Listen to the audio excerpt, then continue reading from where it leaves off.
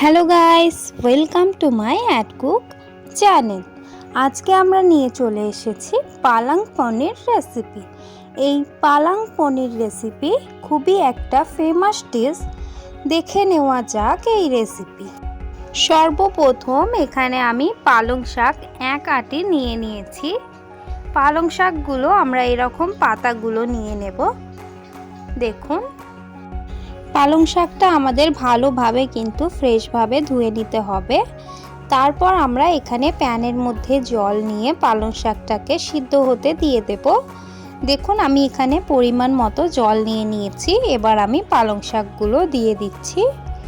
পালং শাকগুলো দিয়ে দেওয়ার পর আমরা প্রায় 2 থেকে 3 মিনিট ভালোভাবে ফুটিয়ে পালং শাকগুলোকে সিদ্ধ করে নেব। দেখুন, এখানে আমার পালং শাকটা পুরোপুরি সিদ্ধ হয়ে গেছে। 2 থেকে 3 মিনিট সময় লেগেছে। এবার আমরা এই পালং শাকটাকে একটা ছেঁকনির মধ্যে তুলে নিয়ে সব জলগুলোকে ঝরিয়ে নেব।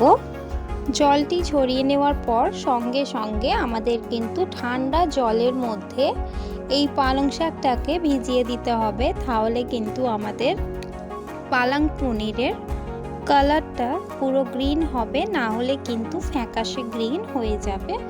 পালং শাকটা 4 থেকে 5 মিনিট এই ঠান্ডা জলের মধ্যে ভিজিয়ে রাখার পর আমি এবার এটাকে ভালোভাবে নিংড়ে তুলে নেব, যাতে আমাদের জল না থাকে। পালং শাকটা তুলে নেওয়ার পর এবার আমরা ব্লাইন্ড করে নেব। দেখুন, আমি এখানে পুরো ঘন ব্লাইন্ড করে নিয়েছি মিক্সচারের সাহায্যে। এরকম আমাদের একটা পাতলা গ্রেভি মতো পালং শাকটা করে নিতে হবে। এবার আমরা চলে আসি মূল রান্নায়। প্রথমে আমি এখানে একটা প্যান নিয়ে নিয়েছি। প্যানের মধ্যে যতটা আপনি সরষের তেল দেবেন পরিমাণ করেই দিতে হবে। আমি এখানে পরিমাণ করে সরষের তেল দিয়ে দিলাম। তারপর আমি একটা কাঁচা লঙ্কা দিয়ে দিলাম। দুঃখবশত এখানে আমার ক্যাপচার হয়নি, তার জন্য বলে দিই তেলের মধ্যে আমি কি দিয়েছিলাম। তেলটা গরম হয়ে আসলে আমি এখানে আদা রসুনের পেস্ট তেলের উপর দিয়ে দিয়েছি।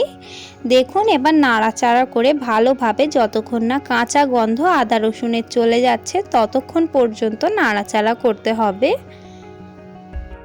আদা রসুনের কাঁচা গন্ধটা চলে গেলে এবার আমরা একটা বড় সাইজের পেঁয়াজের এরকম কুচো দিয়ে দিচ্ছি।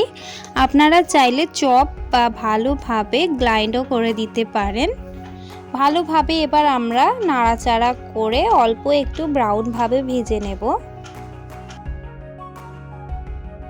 নাড়াচাড়া করতে করতে যখন আমাদের দেখবেন জলের প্রয়োজন হচ্ছে, তখন আমরা অল্প অল্প জল দিয়ে ভালোভাবে নাড়াচাড়া করে নেব।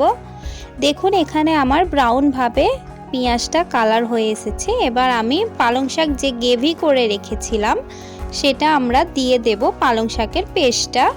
এবার পেঁয়াজের মধ্যে পালং শাকের পেস্টটা দিয়ে ভালোভাবে নাড়াচাড়া করে আমরা কষিয়ে নেব, যতক্ষণ না পর্যন্ত আমাদের অল্প একটু তেল বেরিয়ে আসছে।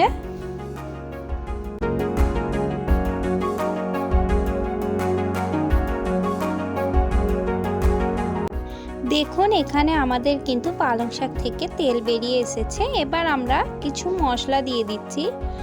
আমি এখানে হাফ চা চামচ গুঁড়ো লঙ্কা দিয়ে দিয়েছি এবং স্বাদ মতো নুন দিয়ে দিচ্ছি।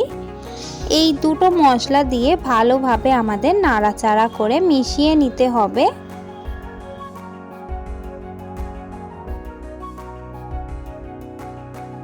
এখানে আমি 1 চা চামচ চিনি দিলাম, কারণ পালং শাক তেতো হয়। তেতোটা ব্যালেন্স করার জন্য আমাদের 1 চা চামচ চিনি প্রয়োজন।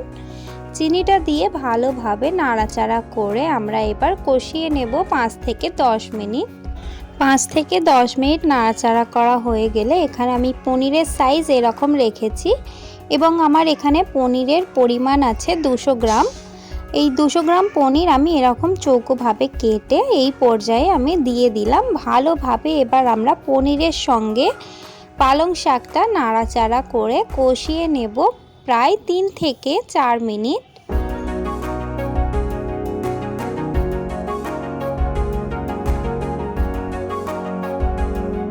দেখুন, এখানে আমি 3 থেকে 4 মিনিট কষিয়ে নেওয়ার পর অল্প একটু পরিমাণে জল দিলাম, যাতে আমাদের পনিরটা আরেকটু নরম হয়ে যায় এবং পালং শাকটা খেতে দুর্দান্ত লাগে।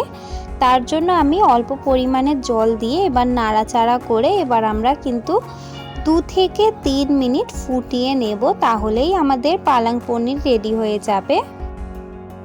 এখানে আমার 2 থেকে 3 মিনিট হয়ে গেছে। এবার আমি পালং পনিরটা খুলে দেখছি, পুরোপুরি তেল বেরিয়ে পড়েছে আমাদের রান্না থেকে। এই পর্যায়ে আমাদের পালং পনিরটা পুরো কমপ্লিট। এবার আমরা চুলো থেকে এই পালং পনিরটা নামিয়ে নেব সার্ভ করার জন্য। যদি আপনাদের এই ভিডিওটা ভালো লেগে থাকে তাহলে অবশ্যই লাইক, শেয়ার এন্ড সাবস্ক্রাইব করে দেবেন। যদি আপনি চ্যানেলে নতুন হয়ে থাকেন তাহলে অবশ্যই চ্যানেলটিকে সাবস্ক্রাইব করে নেবেন। দেখা হবে নেক্সট ভিডিওতে। আজকের এই ভিডিওটা দেখার জন্য অনেক অনেক ধন্যবাদ।